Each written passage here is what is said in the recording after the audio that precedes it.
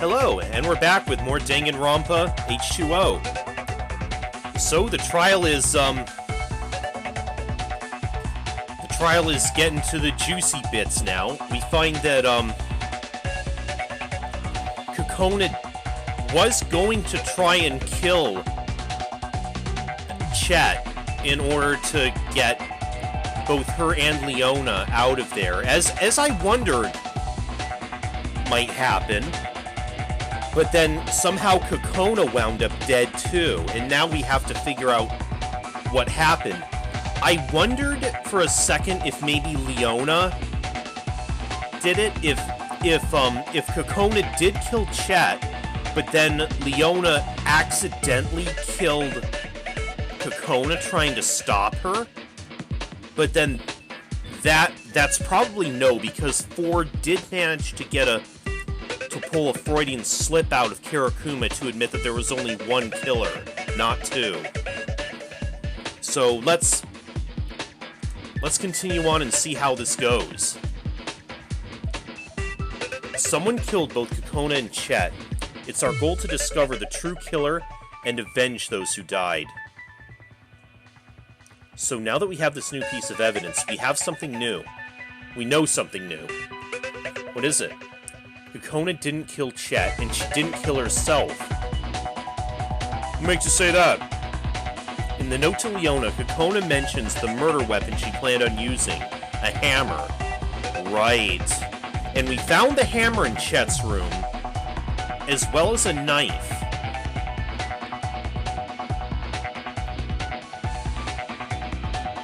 Neither Chet nor Kokona showed signs of blunt force trauma, only stab wounds. I wonder if... was that how the water tank got broken? She swung at Chet with the hammer, missed, and broke the water tank instead. So what does that mean? A, Kokona changed weapons, or B, they were interrupted. I'm thinking, were they interrupted by somebody else? Kokona's murder plan was interrupted. Interrupted? Correct. The hammer that was mentioned in the letter was still at the crime scene. And it's impossible for it to have been implanted, because the only one who knew about the hammer was Leona.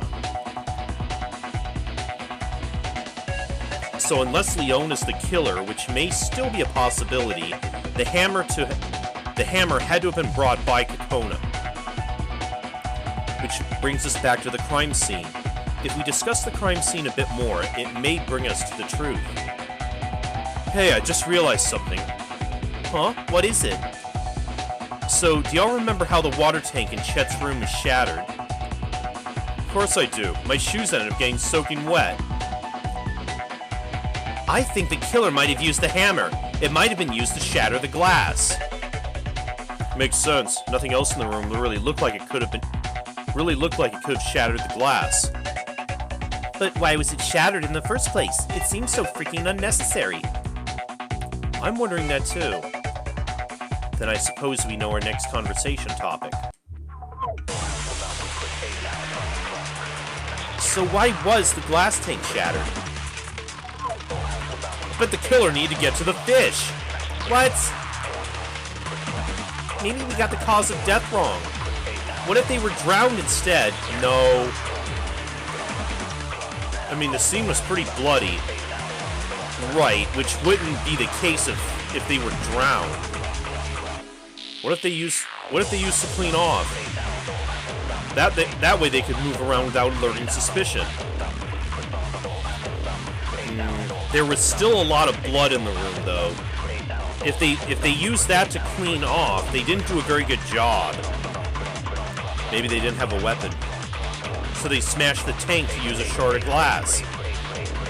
No, because there was a knife at the crime scene, too. They could have used that. Everyone seems to be making suggestions.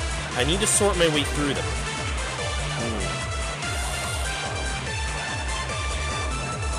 No.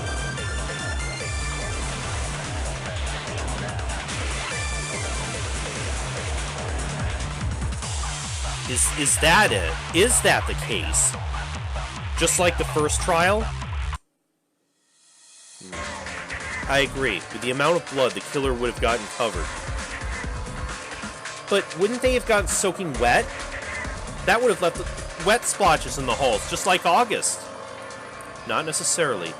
Using things like Chet's spare clothes, they could have been able to dry off. Not to mention, they also had a significant amount of time in between the murders, and when we found the bodies, they could have easily dried off after cleaning up.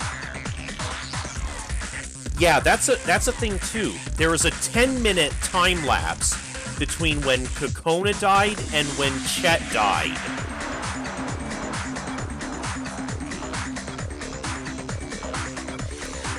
So the reason the tank was broken was because they smashed it to wash the blood off? I guess that makes sense. They could go to their room and get a spare outfit, but if they were covered in blood, they would have looked pretty suspicious. That makes sense, but isn't there something else that we haven't really talked about? What is it? The ceremony room. It was covered in blood, but we haven't really discussed it. Right, that's what made that place look suspicious, too. That's been bothering me, too, in all honesty. Why could there possibly be blood in the ceremony room? Looks like our next discussion will be over the ceremony room. We're closing in on the killer. I can feel it. So, how'd the blood get to the ceremony room? Maybe it was brought there. Knowing Tomiko, that could be the case, but... what if we were somehow wrong about the crime scene? Maybe the ceremony room was where one or more of them was really murdered. That could be too. Man, it feels like we keep going in circles. Hey, wasn't there shattered glass in the ceremony room? Yeah. Maybe that came from the water tank. I think that's what we have to agree on. Think about the possibilities, examine their likelihood.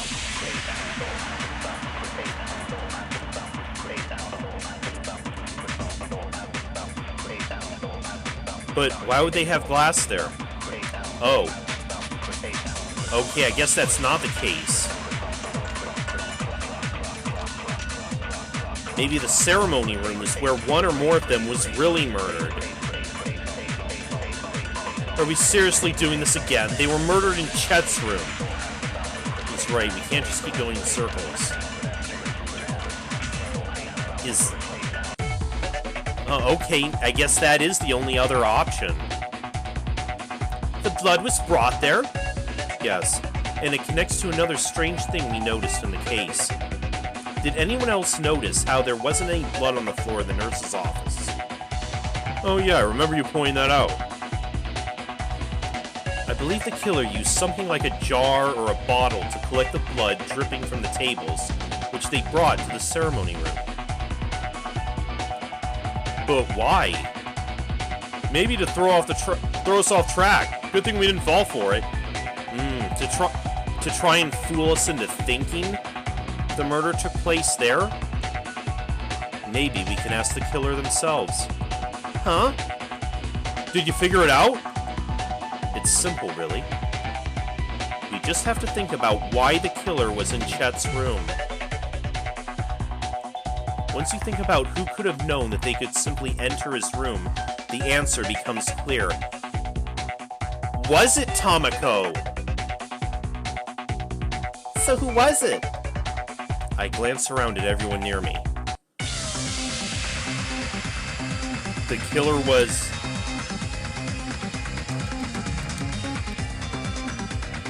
She is the only other one who knew that Chet's room was unlocked. And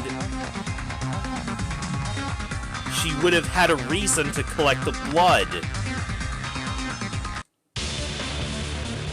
It was you, Tomiko Fujiwara. Huh? We need to think about it from a logical perspective. I doubt the killer would go to Chet's room if they didn't think they could get in.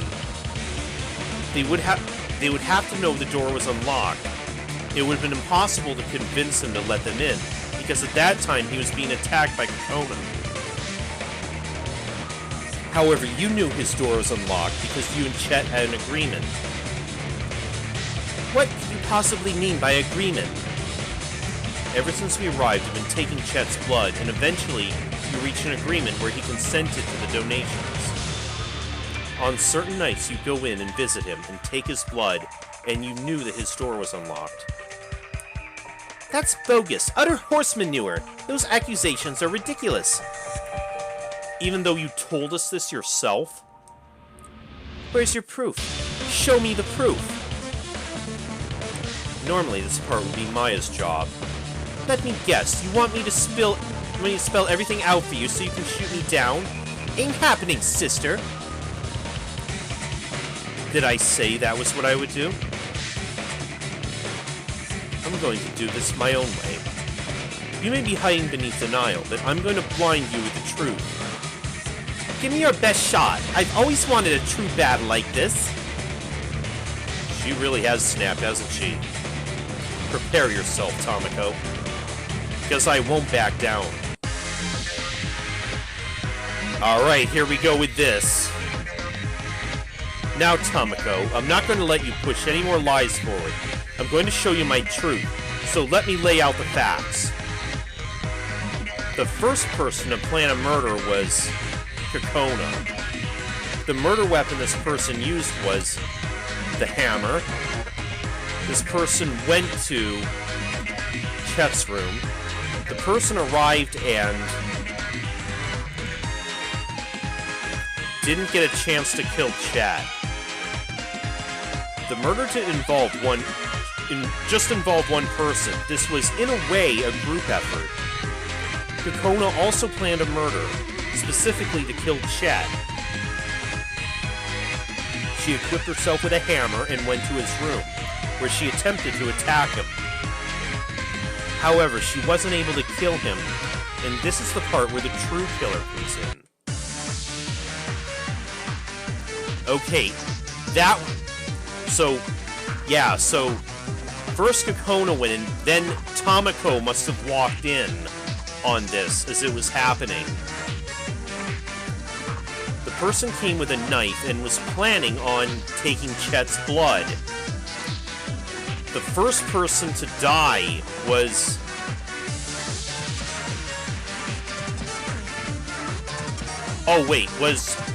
was Kokona.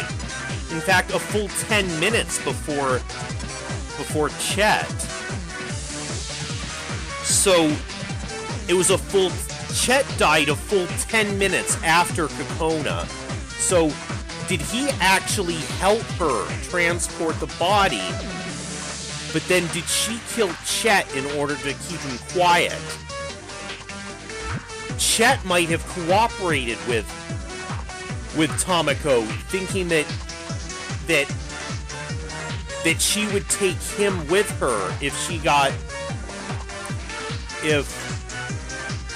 she didn't get found out. But then she killed him instead to keep him quiet. I'll bet that's what happened.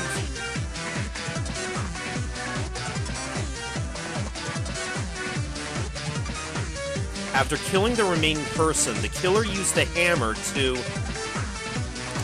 break the water tank. Now's the part where the true killer comes into play.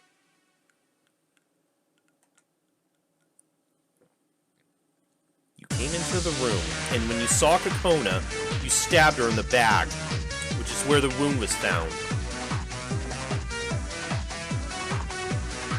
After that, you killed Chet and found yourself as a double murderer.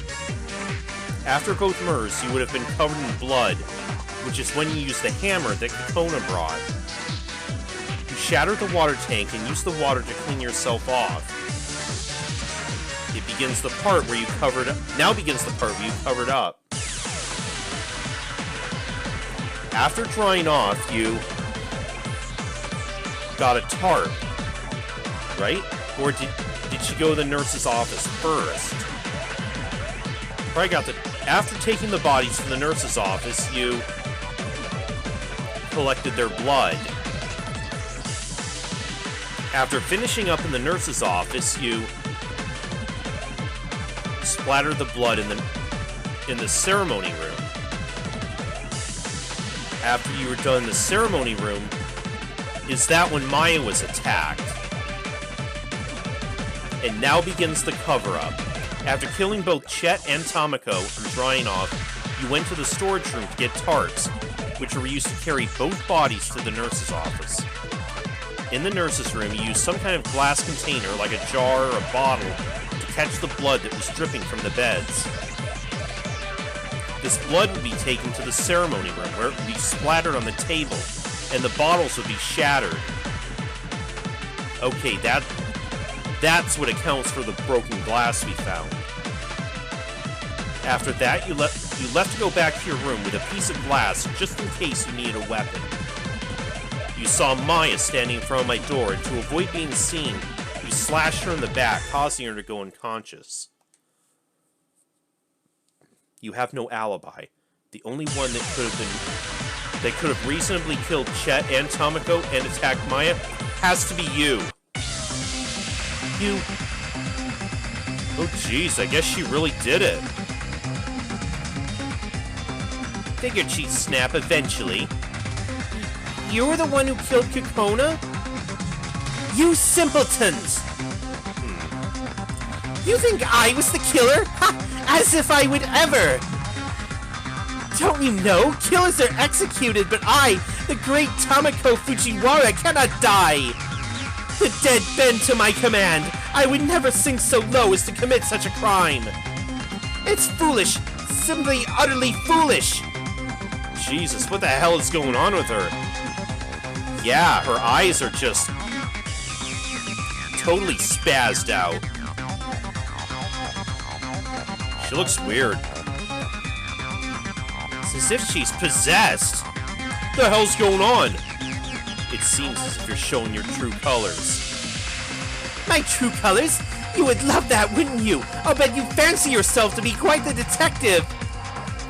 So is the detective going to spell everything out for me? Just like Maya always did? Just try it. I'll never give in.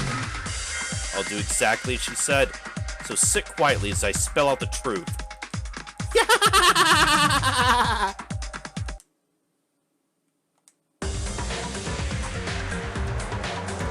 The case starts off with a plan for murder.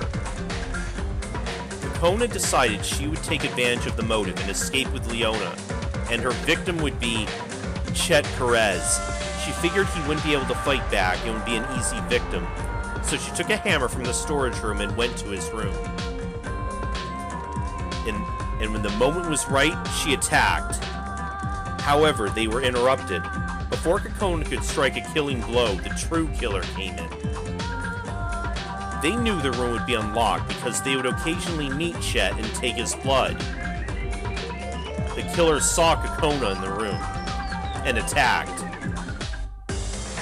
They then killed Kokona right in front of Chet. The killer then turned their knife on Chet, who just witnessed the crime. And he, like Kokona, became another murder victim. However, by now the killer was covered in blood and would need to take care of the bodies. The only place they could get water to clean off was the water tank in the room. After they dried off, the killer began the process of hiding the crime. They started by wrapping the bodies in tarps, then taking them to the nurse's office. They then collected blood from the bodies using some kind of glass container like a bottle or jar. Then, using that blood, they went to the ceremony room and splashed it around, possibly to throw off the investigation. As they finished off their plot, they ran into trouble in the form of Maya Kenzania, standing in front of my door. This shocked them as they realized that if she saw them, they'd become immediately suspicious. So they used the shard of glass they'd been carrying and attacked Maya. And that is how the killer was able to kill Kokona Tamashiro and Chet Perez, as well as attack Maya Kenzania. That person had to be you, Tomiko Fujiwara, the ultimate supernaturalist.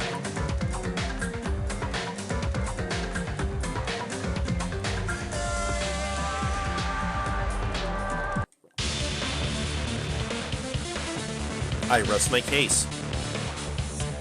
So is it voting time? Is it? Is it? Gosh, I'm so excited! The voting booths appear, and we all begin to enter our vote. Tomiko remains silent, but all eyes are glancing at her. Eventually, everyone's entered their votes, and the booths disappear. Looks like all of you voted Tomiko Fujiwara, and you were... correct! Huh.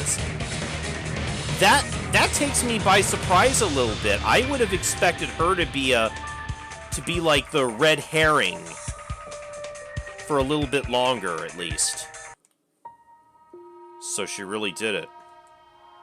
I guess I can't say this was a major shocker. Honestly, I was counting down the days until she killed someone. Never would have thought it would be 2 people. So, Tomiko, are we gonna get an explanation, or will this just go unexplained, like pretty much everything else you do? I suppose I should explain. In your summary, you missed a few details, and I can't say I want to go out without some justification. Huh? She changed again.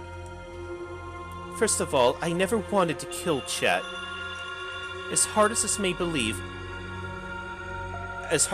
be to believe, I considered him a close friend.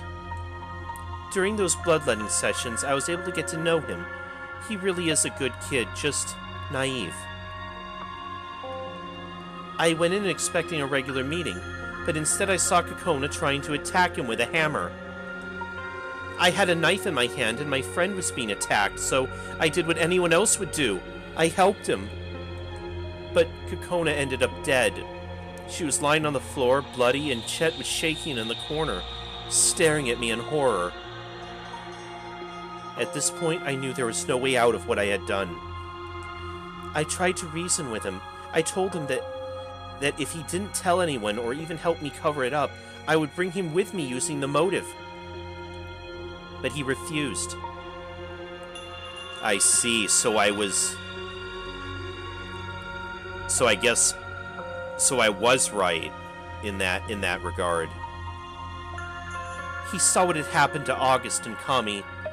I didn't want that to happen to me. So I did what I had to do. So you were friends with Chet? I suppose, but it wasn't a typical friendship. But I trusted him. Chet was a trustworthy person. I'll take my regret in killing someone like him to the grave, along with everything else I've done. Tomiko, you're acting different. Has everything until now been an act? In a way, yes, but not in the way you think. What does that mean? I am not Tomiko Fujiwara. I never was. Huh? What is this all of a sudden? Huh? Then who are you? Buckle up, because this is a pretty long and hard-to-believe story. For a while, I've been something out of myself. Ever since we've arrived, I felt like I don't quite belong in my body. And she was giving us hints of this earlier in the chapter too, like she was acting quite a bit different from her usual self. Almost as if I was sharing my body with someone else. It's been getting worse and making me increasingly paranoid, to the point where I could barely sleep at night. It was the signs of possession. Are you seriously gonna try and say you were possessed? Let me finish. After I killed Kokona and Chet, I realized I had an opportunity. With that much blood, I could perform an extra powerful exorcism, and maybe that would help me get whatever it was out of my head. So I collected their blood, and I took it to the ceremony room where I performed the exorcism. Ah, so you were actually trying to do a ritual rather than just throw off the investigation. And that's when my revelation occurred. Now, Tomiko Fujiwara was a nice girl by all accounts. She loved playing with friends and drawing and sweets like any other kid. Why is she suddenly talking about her childhood? However, one day something terrible happened. She was walking across the road and an absent-minded truck driver didn't notice her. However, just before the collision, Tomiko received a miraculous burst of reflex and strength and jumped out of the way. It was a miracle that she had gotten out with nothing but a few scrapes and bruises, but then something else happened. She fell into a deep sleep and went comatose. Eventually, she woke up, but now she was different. She developed an unhealthy obsession with the supernatural and would spend hours reading books about ghosts and demons. Her personality did a complete 180, and she became a creepy girl obsessed with the occult. But that wasn't Tomiko. That was me. Huh? And I am the ghost possessing Tomiko's body. What? Huh? Yeah, that's... Ghost? For reals? What's going on? When she survived the accident, it was because in that moment, when she was closer to death than ever before, she was possessed. I'm not sure who I was or when I died, but I was floating around and her near-death experience caused a door for me to go through. That coma was the period where I was adjusting to her body, for I wasn't aware of what I had done. During that period, her memories and her body became mine, but I became the dominant personality. Perhaps deep down, I knew what I was, and that's why I became so obsessed with the supernatural. I lived my entire life in someone else's body, unaware of who I really was. And now, in this place of death where I'm constantly nearing what could be my own end, I felt the afterlife tugging at me and realized my body isn't mine. At that moment, I faced a dilemma. Do I complete the exorcism and give Tomiko control of her body back, or do I continue to live mine? But I couldn't do that trapped in here. I resolved myself to escape so that I could give myself the time to make a choice. But in the end, I guess I'll return to the afterlife, and Tomiko will have never lived past her young age. But maybe that's just fate. Do you seriously expect us to believe that? Believe what you want. I suppose I could just be making things up as a way to cope, but it's real to me, and I want you to know that. I have a question. What is it? If you had escaped, do you know whether you would complete the exorcism or not? I think I know what I would do. What is it? I wouldn't do it. Why? I suppose I've become attached to this life. I've traveled the world and I've seen its worst, but also its best. I've met people from all walks of life and heard their stories. My parents might not be my own, but they are the ones who raised me. And this body may be borrowed, but the life I lived was my own. To bring the real Tomiko back, a girl who skipped years ahead, into a world she doesn't know anymore.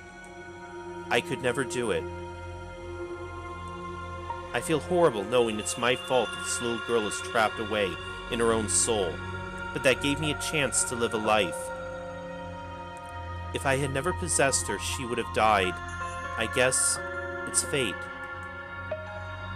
And while I'm about to die, I'm happy. I'm happy that I was able to live out my own life. Blah, blah, blah! I'm bored of listening to this sob story. Let's wrap it up with a grand finale. I know many of you are scared of me, but I prepared a very special execution for Tomiko Fujiwara, the ultimate supernaturalist. But thank you. I'm glad that I was able to meet Tomiko with all of you. Are you ready? Let's do this! And Tomiko, I'm sorry for never giving you the chance to live. I hope that you'll get to go to a better place. Damn, I was not expecting any of this. Shit, man. Tomiko finds herself in the dark execution room. Surrounding her is a huge pentagram drawn with some kind of white material. Then, in the corner, something catches her eye. One of the ends of the star catches on fire. More fires start at the other points of the star, and the flames begin to approach Tomiko. Oh. As the flames surround her, sweat forms profusely in her skin. Her eyes are held tight, and she looks terrified. But then... Not another fire truck, I hope. Her expression of fear is replaced by one of confusion. She takes on a more innocent expression, as if she suddenly became a different person. Oh, did you really... But before this new expression can change, the fires consume her. She can't so much as scream as her entire body burns up. Eventually, the fires begin to dim.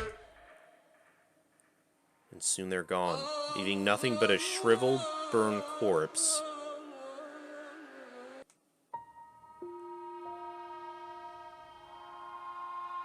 Was that your doing, Kirokuma? You really brought her back at that moment. That's pretty sick. The execution ends and we all stand in a circle, shocked. Do you think she was lying? At this point, I'm not sure. Tomiko probably had some kind of mental illness. I refuse to believe she was possessed. Yeah, there's no way she actually saw ghosts. I'm sure she was just, you know. I agree. At this point, I'm not sure what I believe. What do you think, For? It doesn't really matter. What do you mean? Whether she was possessed or not doesn't really matter. At the end of the day, we can't prove anything. But I doubt she would lie to us just as she was about to die. So whether it was true or not doesn't matter, because it was real to her. She lived the life that she felt was true and didn't regret it. I suppose I can respect her for that. All we can do now is live the lives we believe in. Our lives are the only things we have left. I have to disagree. Those aren't the only things we have left. We have each other too. We need to learn to trust in each other. Well said, bro. We can't believe in each other, we can only believe in ourselves. If you only believe in yourself, that's just lonely. I'm glad I have you guys as my crew. Guess I could stand to put my faith in you guys a bit more. Guess I never really knew that side of Kokona, but I can't give up my faith in others. I know Kokona is a good person, and I know that all of you are good people, even if you try and hide it. I'll trust you all. This is dumb. You guys realize we just saw someone die, right? And that's why we have to hold on to hope. You see now, For, you can't just rely on yourself. We're all in it together, so trust us.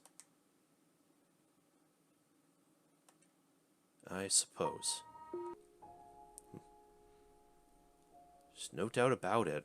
Our numbers are dwindling. But I need to have faith in those of us that are still alive. Maya is my friend. I realize that now. I can't just hold petty grudges against her. So I'll have faith in others. I can trust others.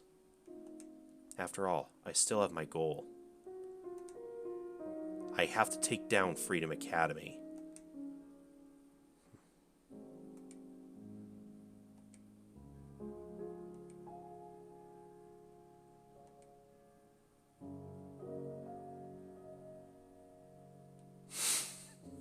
Shit. Alright. That's chapter 3 then. I guess next time hopefully Maya's doing better and we can start Chapter 4. I'll see you then. I'm playing a game.